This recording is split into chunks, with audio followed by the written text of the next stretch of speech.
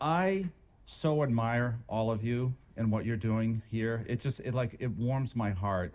We went on a nice walk this morning and listening to people's backstory. So what I was hoping to do with all of you today is I was gonna share with you a little bit of my backstory on here, what I've learned about leadership, what I've learned about high performing teams, and about getting stuff done. And I hope it's I would like it to be very interactive, et cetera. So I'm going to share, and actually get a little bit too excited. So I'm just going to walk around with all of you, if that's okay, because I feel like if I'm closer to my friends, it's just much more engaging, and I enjoy our walk together and everything else. So here's a lesson that I learned about being an authentic leader, and it took me a really long time to learn this one. And I would tell people my backstory at a very, very superficial level. So I'm from Boston. Don't hate me for that. And I would tell people that. And a lot of times people would understand I'm from Boston because I have a bit of an accent where R's and H's and get in the wrong places, like area. My wife's name is Linda, not Linda. So they would know that. But actually, I was recruited to Ohio University to open 2 new medical school campuses. That was, as Linda said, that was a huge job. So we went from the smallest medical school in the state to the largest medical school in the state, the only multi-campus medical school in the state, and really only had incremental growth for about 40 years. So when I was recruited in, during my interview, they said, "Hey, we got a deal for you." I knew they were going to open 1 medical school campus. They said, "You get to open 2 new medical school campuses, and you get to do it inside of 12 months. That's a huge job. So picture you in your role. I mean, I'm in education, so we have our educators who are there kind of day in and day out. Here's the routine of our work. So we opened 2 new medical school campuses. We completely rebooted our curriculum, had 2 new curriculum models that we created, 2 new locations, doubled our size, in what really ended up being overall from the day I walked in the door until we opened about a 3-year period of time. That growth occurred on 3 years compared to the 40 that we had been open, so like little incremental things. And one of the things that I noticed when I walked in the door was this sense of fear and anxiety as I looked around the team here. And I had it myself. I mean, our growth plan was so important to the university that we were on the university heat map for problem management. So the President's Risk Council, the number 3 thing the university was worried about was us opening new campuses, which I felt good and bad about that. But the good part was I had the whole university behind me. Now, beyond that, osteopathic medicine is a minority profession. When I went into medical school, there were 15 colleges of osteopathic medicine. Has grown tremendously. Right now, 30% of all students in the U.S. are osteopathic medical students, but we're still a minority. So when we were opening a campus with the Cleveland Clinic, I felt not only the pressure from the university, but the pressure of the profession. What if we failed? What if I failed to open a campus with an internationally recognized healthcare system? I felt like not only would I fail, but that was on the whole profession. So when I came in, it was easy for me to recognize the fear and anxiety of everybody around the room. It was actually a little bit harder for me to recognize my own fear and anxiety. I'm from Boston, I talk fast. I talked really fast during those 3 years because of that. But it took me about that 3-year period of time to recognize that to be an authentic leader, I had to let people into who I was. So, I gotta get a little verklempt on this one. I was having a conversation with somebody, and I told them my backstory. So I grew up in Boston. My dad died when I was 1. My mom was pregnant with my sister. My dad was the first in our family to go to college. He died. We ended up having to move into my grandparents' house because we were poor. And at the time in Boston that I grew up, it was a very hard time to grow up. So busing was an issue in Boston, so desegregation, great hatred, incredible racial violence at the time. I saw parents of kids I played baseball with being arrested for hate crimes against race. And it made no sense to me as a kid growing up in that environment. It actually didn't hit me until I was having this conversation with folks that I came from a disadvantaged background. I didn't think I was disadvantaged at the time. And in college, my mom felt bad because I rolled pennies for food. And it broke her heart to do that. But I grew up in an incredibly loving family. My mom was so loving. So the lesson that I learned is that people make assumptions about you and who you are. And as a leader on that authentic side, if you can let them in a little bit. So I told that story publicly, not to, have people feel bad for me or whatever. It was just to let them know my background, who I was. I felt incredibly gifted to get a scholarship to a private high school. I went and took a test just to hey, I'm gonna try this. And I did okay on it, and I got a scholarship to that. I had free food. I mean, it was so helpful for me and my family. I started working, I think, full-time when I was 13. And telling people that story, I think, made me a little bit more human to them. So I publicly, in a big presentation, I just gave people a little bit of my backstory. And then the next part of that journey was, it helped me understand that letting people into who you are a little bit, one, as a leader, it makes you human, right? And the other is, the more you start to let people into your world, the easier it gets to be. So I learned that you need to have people get into your thinking early and also get into your emotions immediately, like how you're feeling about things, and them as well, right? So what are they going through? And you end up connecting a lot better when you're able to do that. When you're able to, if I think someone's presenting me an idea that I don't like at all, I'll tell them, but not in a bad way. I'll just tell them early so that they're not guessing or having to guess what's going on in my head. So you let people in early, and you start with the heart as often as you possibly can. So as I go back to now my story of growing the medical school, when I came in to the medical school, I told people I wanted to create teams of superheroes, people with different backgrounds, different strengths, etc. But then I said there was another part of it that I wanted to focus on our culture, but I didn't say that because some of you probably heard the saying that, culture eats strategy for lunch every day. And I wanted to promote the kind of culture that I thought would really help get us to a new place.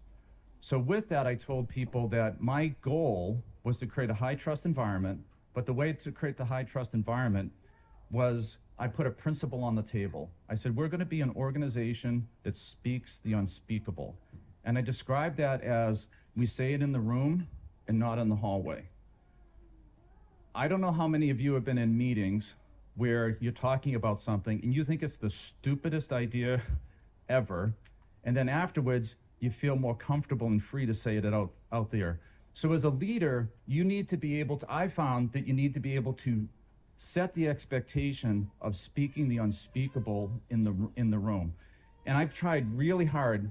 In my first address to the college, I had one of our faculty development folks rate me. So I said, beforehand, I said, I want you to tell me how well I did. But I not only wanted you to do that, I want you to do it publicly. So we had this big group of about 50 people around the room, and we were debriefing on it. And I said, hey, how'd you think I did? And people were very polite. Oh, it was really nice. That was great. So then he raised his hand. He goes, actually, Dr. Johnson, there were 3 things that you did really poorly. And then he told me them. And then this is in front of that whole group. So, and I thanked them. I said, thank you so much. I want all of you to do that more and more. Then afterwards, literally 3 people came up to me and said, I can't believe what a jerk he was in the meeting. I was like, that's what I want. We want to be able to have those kind of authentic conversations with each other as we're trying to lead these, whatever the initiatives are. So it took me a long time to figure out that by being more authentic and creating an expectation from people that you can speak the unspeakable, and not only creating an expectation, trying to draw it out of people. I used to tell people, and I've learned a little bit, I used to tell people, tell me I'm wrong. And people feel really uncomfortable saying that, like, you're wrong. And it's like, oh my God. So I then try to shift the language to be, Tell me if you see it differently. I really want you to give me a sense of what am I missing here? What are you seeing that I'm not seeing? There was a study done looking at, and this may sound silly, people guessing how many marbles are in a jar.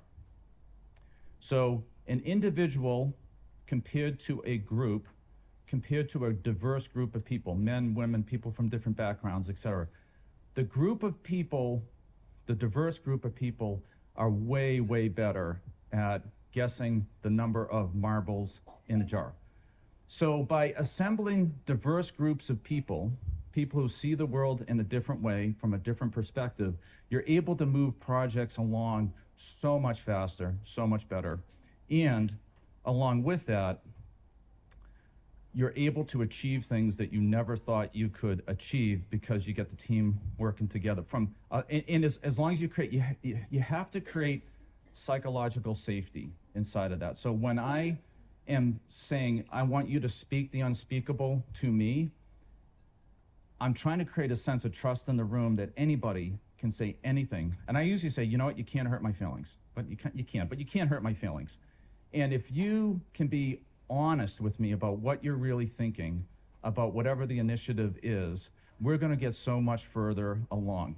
Now, I know a lot of you are thinking about a variety of projects that you're working on, and you're trying to solve a problem. And then you're thinking about, well, how do I pull together teams of people? And it's confusing. I was looking up in front of this talk to see how many books on leadership get published. 4 books every day on leadership, 4 books every day. It's like 1,200 books per year, every year on leadership. So you all are entering a journey that is not going to be clear, it's not going to be direct, and you're going to get a lot of confusing information. Imagine trying to read those 1,200 books, and the information is going to be disparate for you. So the other part that I've learned about leadership is that it's a personal journey. So just like the part of having people tell me I'm wrong, what I've learned about leadership is that wherever you're starting is where you're starting, and you have to be willing to hold a mirror in front of your face. So when that guy was telling me like the 3 things I did really bad, that was the mirror in front of my face that I couldn't see. And if what I found over time was someone would pull me aside and say, I know you wanted me to speak the unspeakable, here it is. And I'm sorry if it hurts. And it didn't really hurt. It actually really helped a lot in understanding what are the real barriers to what it is that we're trying to do and trying to move forward on as an organization. Teams of people, there are some really basic things that you might think about with that. So I know you're thinking about starting with what? What is it that you're working on? And Kara told me that you already spent a little bit of time on why. So like one of the leadership books on Simon Sinek was Start with Why. So you don't really need to read the book beyond that because it's just starting with why. So, and if you can discover the deeper burning why and then articulate it to your team of people, you will get significant buy-in to what it is that you're trying to do. It's really easy to start with what? What are we going to do? We're going to organize a vision screening program. Well, that's the what. Why are you trying to do that? So if you have poor kids who have bad eyesight, who don't have access to glasses, and you want them to have academic achievement as a result of the program that you're doing, that's the why behind what you're doing. So we run a community health program that covers 24 counties across Southeast Ohio. In that program, 80% of the people that come to that say they would get no care if it wasn't for what we're doing. So when we're talking about the why, we're talking about things like when we're trying to get partners and funding, we're saying something like, would you be willing to help us so nobody loses a limb to diabetes in Southeast Ohio again? That's the why behind the work. When we were opening a new campus and then another new campus, you could look at it as we're going to have 50, 60, 70 new students. Well, that wasn't the why, that was the what. Why were we doing it? We were trying to impact the health of the people of Ohio, and in a way that improved the care. 30% of our students from inception practice in underserved settings, the places that it's needed the most. So our goal wasn't just to grow and earn more money. It was to further get care where care was needed. And there's a huge, huge need for that in the state of Ohio. Right now, 66% of the counties don't have enough primary care physicians. Some have deserts, like nobody at all. So when we're articulating our why and trying to build the team, for our students, what we say is that we want to be an organization that wants to be part of something that's bigger than ourselves. And we want our students, attract a group of students that want to be part of something that's bigger than themselves as well. I'm going to get down into the weeds a little bit around the work that you're all trying to do. I think of teams and projects and getting people going. So starting with why, often the problem is not, the solution is not clear. And I think of it as molding clay. You start with just a piece of clay and you keep working the problem, working it, and the solution starts to appear before you. The team, the people that you're bringing together and creating that sense of psychological safety, everybody has something to contribute. Everybody has something to contribute. Doesn't matter what their role is on the team. And if you can create that environment where people are, they feel psychologically safe to one, either tell you as the leader of the team, you're wrong, or I see it differently, or I have this thing to offer. So I had this experience where we were doing some strategic planning, and we had a person who was recording for us the strategic plan. And then she raised her hand and said, I think this is what you're saying. And she related back to us better than anybody else in the room what our strategy was. And I was like, that is awesome. That is exactly what we want. So no matter who you are in the organization, you're the janitor, you're the leader, you're the teacher, everybody's opinion, everybody's viewpoint adds to that kind of pool of shared meaning. Now, the other part of, from my perspective, in that team sense, if you can start with why, figure out what your what is, and keep working on it, I have found that if you can get people to buy in with their heart and not their head, you will get so much further along in your project. So I think about two words, which is commitment and compliance. So commitment, and I usually think about this, commitment, line, compliance. Commitment is where people are giving with their heart. It's like you can't stop them from doing the work. Compliance is you've assigned someone a task and they're going to check it off, and they're going to only do the amount of discretionary work that you've assigned to them.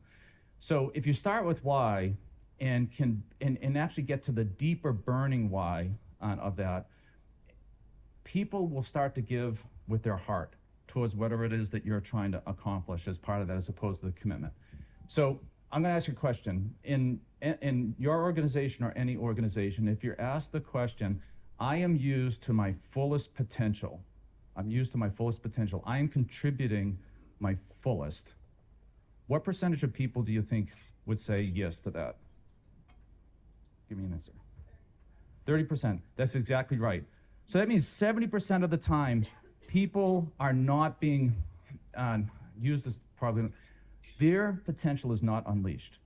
They are inside of a box, not really able to contribute all the things that they potentially could contribute. So I see part of our role as leaders as unleashing the potential in the people around us. What is it that they have to uniquely contribute to the work, and how do we get the work done as part of that? And that's inside the organization, it's inside of special projects, et cetera.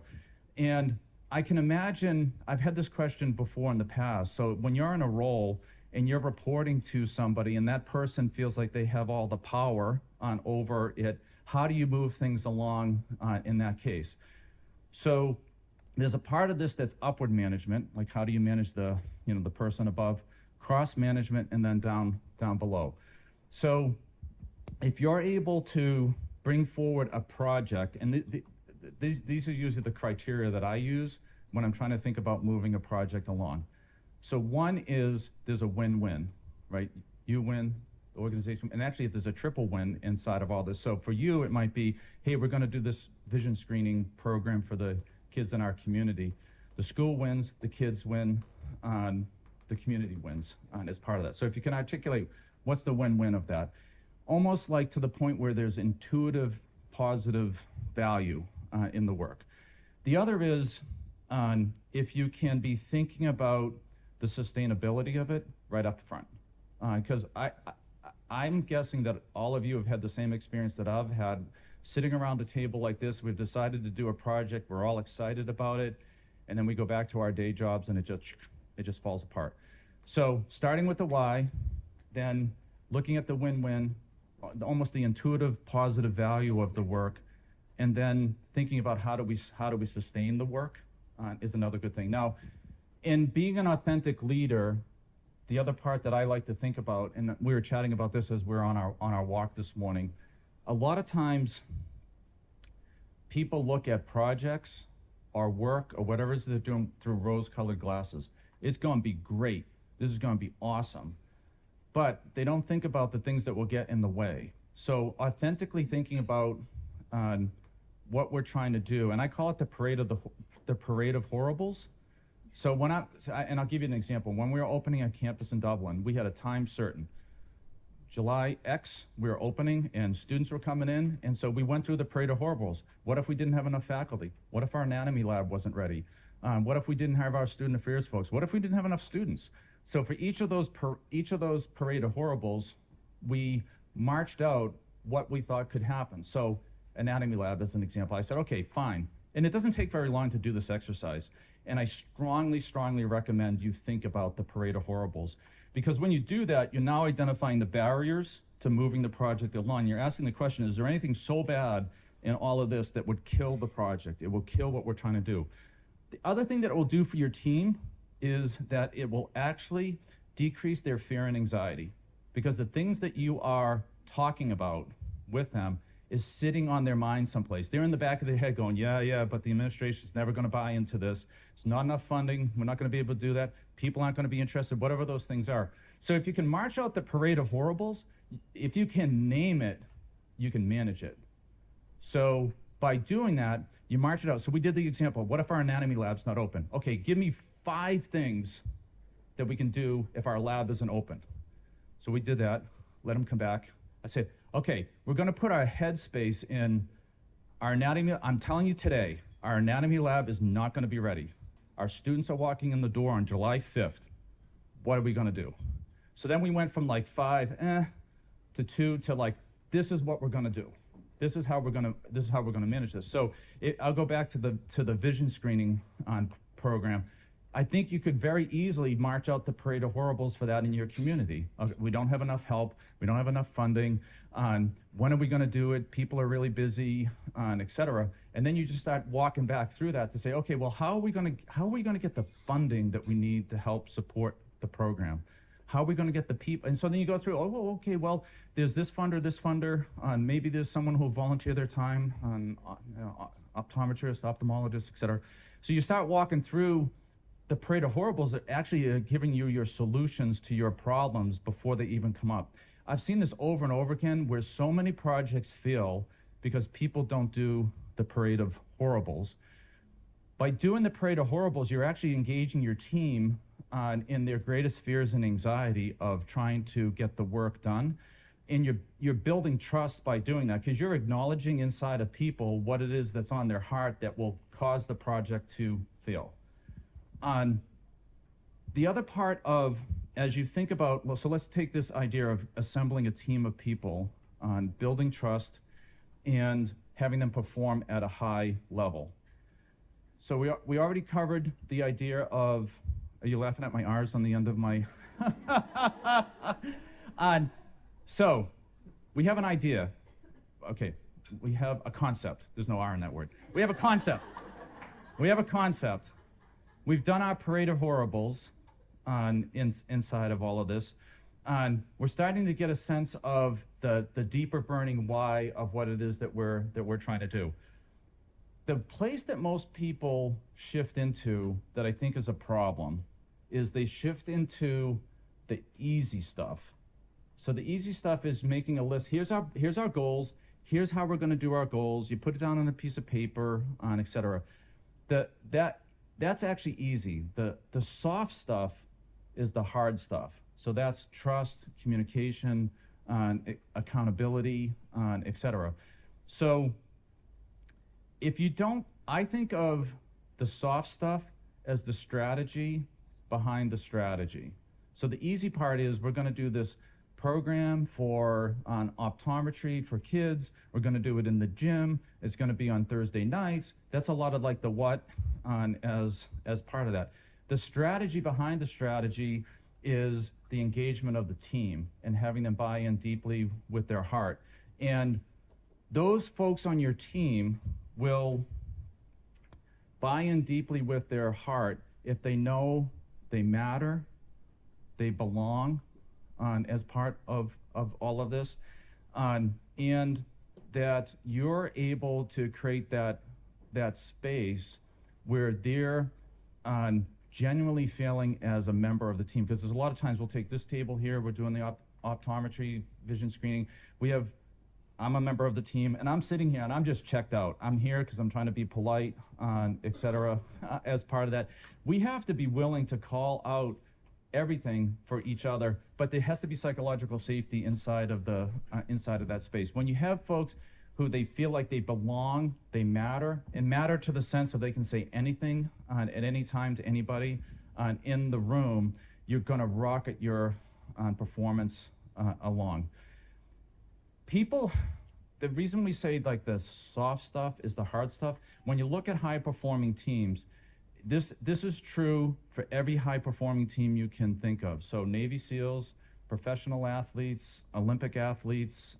I think of folks in higher education as elite athletes sometime with the work that they have to do, elite educational athletes.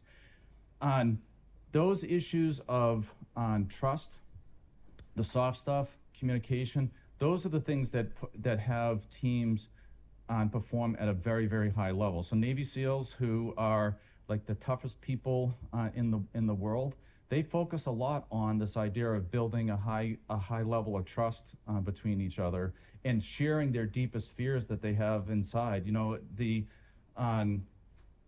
idea of having courage to move whatever it is that along, and courage a lot of times, as we were hearing yesterday, it's really facing the fear that you have and being willing to move that thing forward. So I wondered if I could give you a couple of specific examples of projects that might kind of resonate with trying to get a team together and move something forward. So one that Kara and I were talking about, I was the chief medical officer for a rural health network. I had more moose than people in my network. I loved the work that we were doing, but in two different communities, one we had fluoride in the water and one we didn't. In the town that we had fluoride, kids had an average of 3 to 5 dental caries in their mouth, 15, like teeth just rotting out of their mouth. So fluoride is in the top 10 public health wonders of the last 100 years. Fluoride in the water, one of the top 10. I would have thought, great, let's get fluoride in the water. Let's have kids no longer have teeth melting out of their mouth. Well, there's a paper company in town. Fluoride in the water would drive up cost of water. So then the paper company actually started putting out disinformation about fluoride, saying that fluoride causes cancer, and we should not do this. Totally disinformation. And the cost to kids and their families of having no teeth, not ability, talk about nutrition, they couldn't eat as part of that. So what we had to do was assemble a team of people. We had teachers, dentists, we had to get some lawmakers on board as well, because in that town it was by referendum. You had to put a referendum out to get fluoride in the water, and then put out good information as a result of that. We had to have real and authentic conversations with each other about what it was that we were really dealing with. I mean, this was a political, economical issue. It wasn't really about like a good strategy and something that helped to affect kids and them actually having teeth in their head. We started to then gain momentum as we started bringing more and more people into that circle of why we were trying to do this. So as we had the team together of that really interdisciplinary group, then started to figure out, well, who else do we want to bring to the table to help us move this initiative along? So I wish I had known about the Parade of Horribles before doing that, because I would have thought, we're doing the best things in sliced bread. We're getting kids to have good teeth. And I didn't think about the about the political piece, that set us back like a year on just trying to manage that. In the end, we were successful, but it was really hard work over a much longer period of time than I would have liked to have seen. Another example of maybe I should give you an example of projects that fail as trying to do something. So I have been part of many projects over the like 30 years that I've been in higher ed and in medical school, and we were trying to do a project across Southeast Ohio focused on diabetes. And again, similar, like rallying cry, never have anybody lose sight or a leg. And we were trying to bring together groups from various different hospitals, health systems, community health centers, et cetera. We could not get the people past the turf. My health system ends here, your health system is there, and we couldn't unlock the key to get them to work together. In the end, the key that we found was they didn't like working with each other, but they liked working with us. And we had a little bit of success in being able to move things forward incrementally with each of them, but not with them together. So sometimes that, like the turf is so powerful that it's just hard to get people past that. So projects are not always going to work. You're gonna learn from the mistakes that you've made, as you're trying to move these projects along.